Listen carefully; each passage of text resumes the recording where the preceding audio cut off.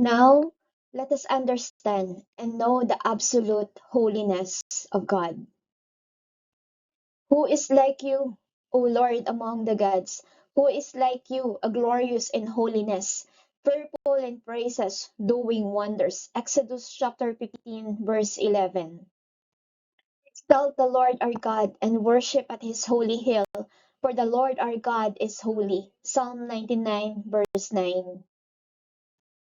And the one called to another and said, Holy, holy, holy is the Lord of hosts. The whole earth is full of his glory. Isaiah chapter 6, verse 3. Then Revelation chapter 4, verse 8. The four living creatures, each having six wings, were full of eyes around and within, and they do not rest day and night, saying, Holy, holy, holy, Lord God Almighty, who was and is to come. The holiness of God thus denotes the absoluteness majesty of the Creator in his distinction from the creature. By Matthew Henry.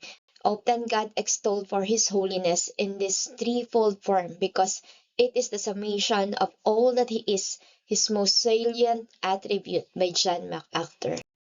Holiness speaks the majesty and awesomeness of God.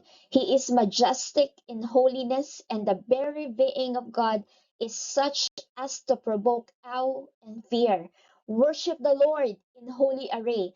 Tremble before him, all the earth. Psalm 96, verse 9. The Hebrew word for holy, kados.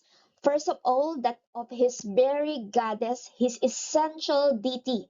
God is not in any way to be identified with anything else in all of creation. Secondly, it signifies God's total apartness from all that is common and profane, from everything unclean or evil.